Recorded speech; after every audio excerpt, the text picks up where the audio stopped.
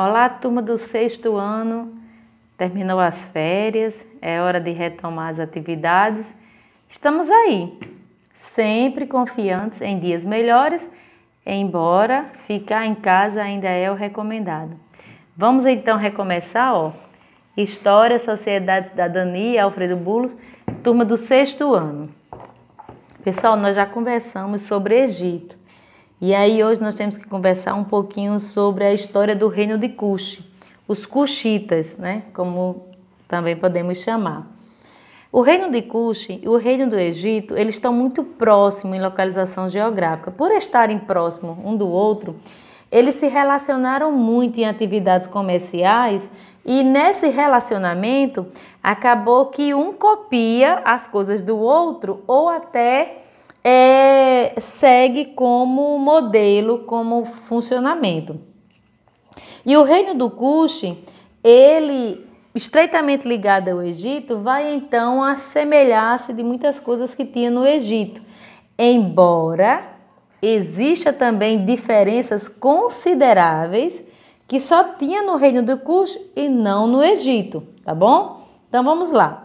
Quando nós começamos com a página 79, ele começa mostrando uma imagem para nós, é uma pintura, né, que vem representando os núbios, levando o tributo de peles, animais, que seriam pagos aos egípcios, e esse mural foi encontrado em Tebas, no Egito. Nesse momento a gente percebe o quanto esse povo, essa civilização é altamente organizada. Você percebe pelo mural que é representado aí, a questão das roupas, as cores de tecido, não era toda a civilização que tinha roupas já coloridas. O adorno que é usado na cabeça, você percebe já uma presença muito forte dos artesãos. Os braceletes, né, essas pulseiras que você também vê. A própria carruagem que vai levando aí o rei. Você vai percebendo o quanto tem uma riqueza de informações dentro dessa pintura. Isso porque o reino do Cush foi um reino muito próximo, um reino muito rico, né? E aí, quando nós começamos a ler e vamos mudando aí para a página 80, a gente vai percebendo que houve um período em que os egípcios praticaram domínio sobre os Cushitas. Os egípcios guerrearam e conquistaram os Cushitas. Nesse momento, o reino de Cush, ele não desaparece, mas ele vai perder o seu poderio administrativo porque agora está sob o domínio do Egito. Mas também não dura para sempre. Os próprios Cushitas dão a volta, né, retoma, se garante nessa disputa e é o oposto. É agora os Cushitas que vão dominar os egípcios. É a dinastia dos faraós negros, como nós vemos aí a 25ª dinastia. Nessa relação, vamos sempre percebendo que Egito e Cush estão intimamente ligados, né? E aí ele começa a mostrar características dos povos Cushitas, né? Uma dessas características, sempre marcada pelos arqueólogos, quando nós começamos o ano, lá no início, nós conversamos sobre as profissões que ajudam o historiador a entender a história. E os arqueólogos fazem parte dessas profissões que nós já vimos. Então, os arqueólogos, em pesquisas constantes, descobriram várias informações sobre os povos Cushitas. E uma informação muito interessante, que é totalmente diferente do que ocorre no Egito, é a escolha do rei Cushita. Lá no Egito, um faraó, quando morre, o seu filho torna-se o próximo faraó. É hereditário, de pai para filho, né? Essa dinastia hereditária. Já entre os Cushitas é o oposto. Os Cushitas, quando um rei morre, eles reúnem os mais velhos, os mais experientes, aqueles que é reconhecido mais sabedores, né? Mais aptos a um governo, e eles reúnem esses homens e escolhem o novo rei. Porém, essa escolha também precisa ser garantida pelos deuses, porque os Cushitas são politeístas. acreditam em vários deuses, assim como os egípcios. E aí eles fazem uma festa para apresentar o novo rei, eleito entre os melhores. E esses deuses deveriam aceitar essa escolha. Só então ficava decretado que esse era o novo rei cuxita. Olha como é diferente do Egito quanto ao que nós já estudamos. Ao mesmo tempo, não vou dizer que é igual aos nossos ou é uma democracia. É bem isso. Mas é um princípio de uma democracia, já que é o povo que se reúne para escolher esse novo rei. Uma outra semelhança com os egípcios é a questão das pirâmides. Os cuxitas também construíam pirâmides que tinham a mesma função das pirâmides do Egito. Nada mais é do que um grande túmulo, né? Um local para guardar o corpo dos seus reis, dos grandes povos, dos grandes homens dessa civilização, né? Num outro momento, já na página 82, tem também uma informação nova e muito interessante para nós. É a chegada da mulher para administrar também o reino cuxita. Nas outras civilizações, principalmente civilizações que nós ainda vamos estudar, como judeus, hebreus, a mulher não tem espaço na sociedade. Mas aqui no reino cuxita, a mulher conquista esse espaço.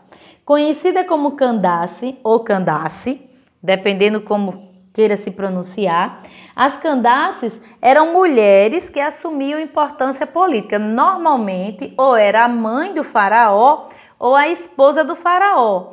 E essa mulher, ela ajudava na administração do reino. Algo muito inovador e respeitoso, né, para nós mulheres. Então, o reino de Cuxi, ela deixa essa imagem positiva da participação da mulher no cenário político. Isso é muito interessante, porque até então nós não tínhamos visto civilizações com tamanha participação da mulher, né?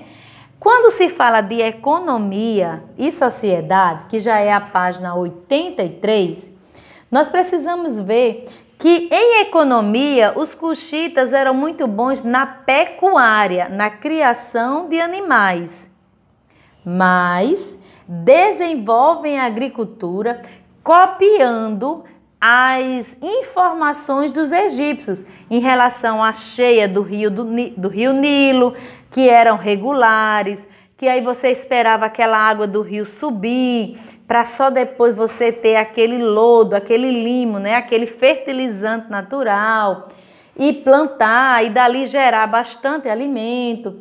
Então os cuxitas desenvolvem a agricultura copiando tecnologia do Egito, mas a sua principal atividade econômica é a pecuária, é a criação de animais, principalmente o gado, o cavalo, o cabrito, as cabras. Nós vimos essas imagens muito bem representada no primeiro desenho que vimos aqui desse livro, né? Outra informação que o próprio livro traz é a utilização do sorgo como um cereal que é rico em proteína. O sorgo é muito parecido com o arroz. E aí os cuxitas desenvolvem muito bem esse sorgo. Na página 83 ele vai ter um texto falando sobre o sorgo e tem algumas perguntinhas. E o interessante é que nessa página nós já vamos conhecer o sorgo produzido no Brasil. Esse texto fala da produção em Minas Gerais e a utilização desse plantio para nós brasileiros e para exportação. Qual é o bacana de tudo isso? É que história é uma disciplina, é uma ciência muito viva. Não falamos só de quem já morreu ou já passou. Nós também estamos o tempo todo vindo para o presente, mostrando que muito do que já se passou se repete ou ainda se usa. E isso é muito importante na disciplina de história, né? Na página 84, nós vamos começar a conhecer técnicas que os cuxitas desenvolvem diferente dos egípcios. Nós vamos conhecer o xadufe e a saquia. No xadufe, tem uma imagem aí de um senhor, né, um jovem senhor, catando água do rio, mas ele não precisa colocar seu pé lá na água do rio, lá no leito do rio. Ele está numa margem mais alta, ele cria um equipamento, parece até um guindaste, e ele vai pegar essa água e vai trazer. Por que isso? Porque o rio Nilo é um rio habitado por crocodilos e por outros tipos de animais também. E principalmente esse crocodilo, que se na oportunidade de comer uma pernazinha humana, né, um pezinho saboroso, eles vão comer. Então é melhor que você evite, né, perder aí a perna. E desenvolveu técnicas que contribuiu para que isso acontecesse. Da mesma forma, a saquia, quando você vai utilizar para tirar água do rio, agora com a força animal. Quem faz o esforço físico é o animal e não o homem. São duas técnicas muito importantes. O melhor de tudo, tá valendo até hoje, pessoal. Até hoje essas técnicas são realmente usadas, tá? Olha só, quanto ao artesanato, o que é muito legal da gente aprender sobre os cuxitas é que eles eram bons. Eles produziam braceletes lindíssimos. E aí você começa a perceber que eles tinham que ser bons na metalúrgica, na arte de trabalhar o metal, mas também as pedras preciosas, porque tem bracelete aí que junta as duas peças. Então você vai percebendo que eles têm que ser bons joalheiros, bons ceramistas e bons na utilização de pedras preciosas. São os melhores artesãos que nós já podemos encontrar em relação aos povos cuxitas. Por último, o livro vai nos falar da sociedade cuxita. E aí a sociedade cuxita, ela é parecida, como eu já falei, tem muita coisa parecida com o Egito, mas nem tudo é igual ao Egito.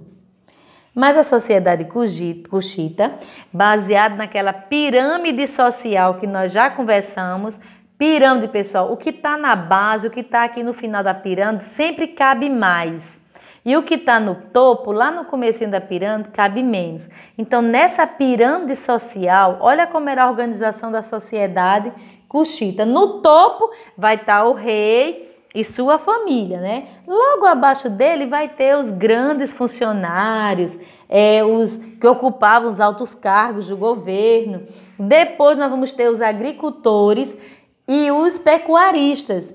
Isso porque, para os cuxitas, a riqueza de uma pessoa era medida pela quantidade de animais que ela possuía. Olha que interessante. Então, é preciso que na pirâmide social, o pecuarista, o agricultor, apareça aqui como importante, diferente de outras civilizações que nós já estudamos e ainda vamos estudar, né? Também a questão dos sacerdotes, já que eles eram politeístas. E lá na base da pirâmide nós vamos encontrar os artesãos, os comerciantes, os militares, né? Os pequenos funcionários e o restante da civilização. Não se sabe ao certo quando foi que o reino de Kush desapareceu.